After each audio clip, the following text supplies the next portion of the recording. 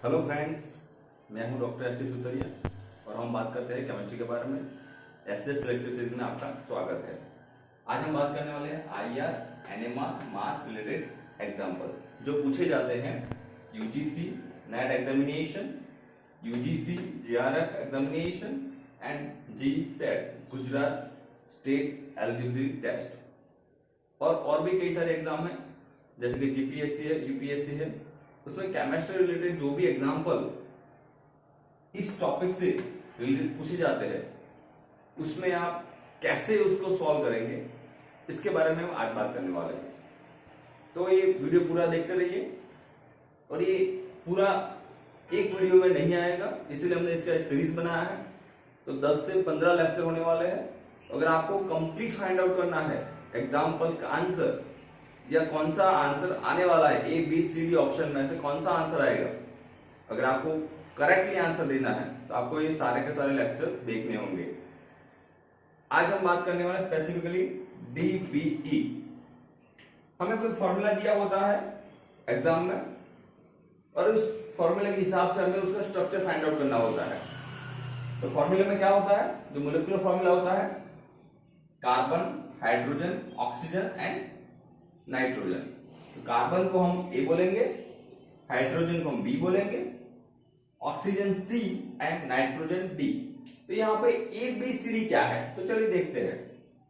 यहाँ पे आप देख सकते हैं A is equal to A, carbon है, कार्बन मीन्स टेट्रावेलेंट कंपाउंड,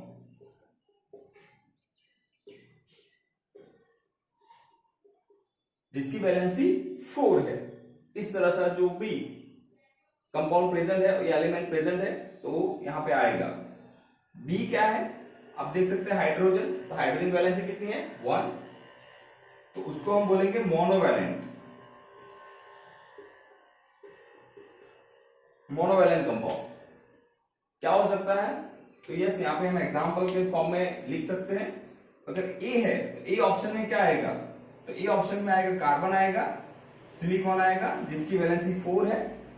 अगर मोनोवैलेंट की बात करें तो क्या आएगा, यस हाइड्रोजन तो आएगा ही 1, उसके हिसाब से क्लोरीन, ब्रोमीन एंड आयोडीन या फ्लोरीन भी आप बोल सकते हैं। मींस ये जो भी ग्रुप है वो पूरा का पूरा क्या है, एक्स हैलोजिनेटेड ग्रुप, इसके रिलेटेड यहां पे आएगा।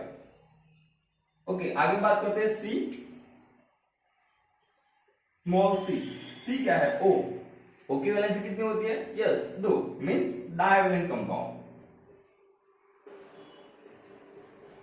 Divalent compound. And last nitrogen, nitrogen में क्या है, स्मॉल डी, नाइट्रोजन वैलेंसी कितनी होती है 3, तो उसमें आएगा ट्राई, ट्राइवैलेंट कंपोनेंट। अब डाइवैलेंट कंपोनेंट में कौन कौन से आ सकता है, यस एक ऑक्सीजन आ सकता है एंड सल्फर आ सकता है।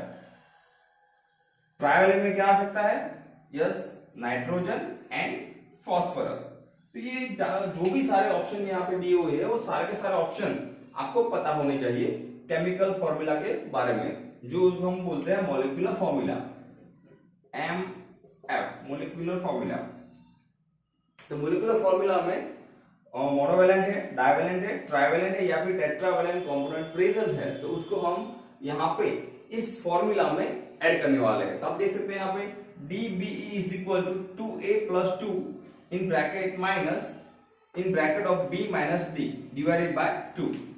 तो ये क्या है, तो यहाँ पे A ऑप्शन है, B ऑप्शन है, A है, B है और D है। A क्या है, चलिए देखते हैं। A tetravalent component means carbon, तो carbon is equal to A। आप देख सकते हैं यहाँ पे कार्बन A, तो हम यहाँ पे कार्बन जितने भी कार्बन हमें दिए हुए हैं वो हम लिखेंगे।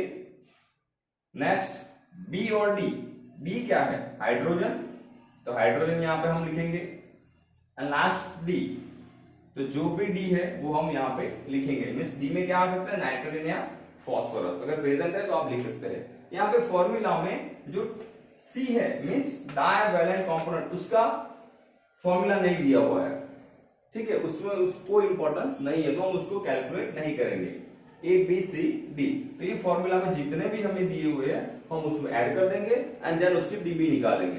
अब डीबी है क्या, तो चलिए देखते हैं डीबी। आई थिंक इतना तो आपको पता चल ही गया होगा। तो डीबी मान लीजिए अगर आ रही है 1, डीबी का आंसर है 1, 2, 3, 4 या 5, ये इसके आंसर है। ये जब हम फाइंड आउट करेंगे तब उसके आंसर आएंगे। तो आंसर क्या आएंगे वो हमें पता करना है, एंड देन आफ्टर हम कैलकुलेट कर सकते हैं कि उसमें कौन कौन से साइकिल और डबल बॉन्ड प्रेजेंट है। तो यहाँ पे 3 ऑप्शन है। अगर एक डबल बॉन्ड है उसका मतलब इसके अंदर एक डबल बॉन्ड हो सकता है या फिर एक साइक्लिक फॉर्म हो सकता है। साइक्लिक मींस रिंग सिस्टम, ये ट्राई मेंबर हो सकता है, टेट्रा मेंबर, पेंटा मेंबर हो सकता है, मे बी। क्लियर? अगर डीबी 2 आ रही है, 2 है, तो उसका मतलब क्या हो जाएगा, उसमें 2 डबल बॉन्ड है, 2 डबल बॉन्ड है या फिर 2 साइकिल है, या फिर एक डबल बॉन्ड है या एक साइकिल है। हमें पता है एक नंबर जो आंसर है उसका नंबर क्या है, डबल बॉन्ड या साइकिल, इन दोनों में से कोई एक हो सकता है। पर 2 आ रहा है उसका मतलब ये भी हो सकता है और ये भी हो सकता है एक साथ, या फिर 2 डबल बॉन्ड हो सकते हैं या फिर 2 साइकिल हो सकती है। यस, 3 की बात करते हैं। 3 में क्या आएगा, तो उसमें यस इसका और एक ऑप्शन है ट्रिपल बॉन्ड। अगर 2 डीबी आ रही है तो उसके अंदर एक ट्रिपल बॉन्ड हो सकता है, ओनली फॉर 1 ट्रिपल बॉन्ड। अगर 3 आ रहा है तो आपको पता है अब क्या है, 1, 2 एंड 3, 1, 2 एंड 3, मतलब 3 डबल बॉन्ड हो सकते हैं, 1, 2, 3 डबल बॉन्ड, या फिर 3 साइकिल हो सकती है, या फिर एक ट्रिपल बॉन्ड और एक साइकिल। इसका वैल्यू 2 है, इसका वैल्यू 1 है, 2 + 1 3 हो जाएगा। या ट्रिपल बॉन्ड और साइकिल है, या फिर 2 डबल बॉन्ड एक साइकिल है, या फिर 2 साइकिल एक डबल बॉन्ड है। इस तरह से आप कैलकुलेशन कर सकते हैं। पर अगर मान लीजिए कि डीबी 4 आती है तो 4 का मतलब क्या हो जाएगा, 4 डबल बॉन्ड या फिर 4 साइकिल या फिर 2 ट्रिपल बॉन्ड, क्योंकि ट्रिपल बॉन्ड डबल है उसकी वैल्यू 2 है, तो 2 2 कितना हो जाएगा, 4 हो जाएगा ना। यस, तो पॉसिबिलिटी यहां पे बेंजीन रिंग की ज्यादा हो जाती है। अब देख सकते हैं यहां पे 4 डबल बॉन्ड हो सकते हैं, 4 साइकिल हो सकते हैं, या फिर 2 ट्रिपल बॉन्ड हो सकते हैं। तो यहां पे देखिए एक साइकिल ड्रॉ किया, मतलब 1 हो गया। डबल बॉन्ड का कितना है, 1, तो 1 2 3, 3 डबल बॉन्ड मतलब 3, एंड एक साइकिल मींस 4, तो 3 + 1, 3 + 1 = 4। अगर आपकी डीबी की वैल्यू 4 आई है और आईआर एनएमआर मास का जो स्पेक्ट्रोस्कोपी में दिया हुआ है उसके अंदर का बेंजीन रिंग प्रेजेंट है, तो आप कह सकते हैं कि वो 4 डिग्री बेंजीन रिंग सिस्टम की होनी चाहिए। 5 आप एडजस्ट कर सकते हैं इसी हिसाब से, 5 डबल बॉन्ड 5 साइकिल, या 2 double bond 1 cycle, 2 triple bond 1 cycle, ऐसे हो सकता है। इस तरह से हमें एग्जाम में या फिर कोई भी प्रिपरेशन में इसके जो आंसर है वो हमें फाइंड आउट करना है। DBE, double bond equivalent, double bond को जो इक्विवेलेंट करता है उसके हिसाब से हमें यहाँ पे मेंशन करना है। चलिए केमिकल फॉर्मूला ले लेते हैं। हमारे पास एक फॉर्मूला है C3H5NO। चलिए हाइड कर देते थोड़ी देर के लिए, आई थिंक आपको पता चल रहा होगा। C3H5NO, तो यहां पर देख सकते हैं 3 कार्बन कितने हैं, 3 हाइड्रोजन 5, नाइट्रोजन 1, ऑक्सीजन 1। तो यहां पे फॉर्मूला में रख देते हैं 2A + 2, A = कार्बन है, A = 3 in bracket of 2 × 3 + 2 minus B - D, D means hydrogen, hydrogen कितने हैं 5, D मींस नाइट्रोजन, नाइट्रोजन कितने हैं 1 डिवाइडेड बाय 2। तो आप देख सकते हैं 2 × 2, 3 × 2 करें, 2 × 3 6 होगा, 6 + 2 minus 5 - 1 4 divided by 2, 6 + 2 8, 8 - 4 divided by 2, 4 divided by 2 = 2। तो आपके डीबी का आंसर क्या है 2। अगर 2 आंसर है तो क्या हो सकता है, एक डबल बॉन्ड एक साइकिल हो सकता है, या फिर 2 डबल बॉन्ड 2 साइकिल हो सकते हैं, या फिर एक ट्रिपल बॉन्ड हो सकता है। मींस 2 डबल बॉन्ड हो सकते हैं, दो साइकिल हो सकती है, या एक डबल बॉन्ड एक साइकिल हो सकती है, या फिर एक ट्रिपल बॉन्ड हो सकता है।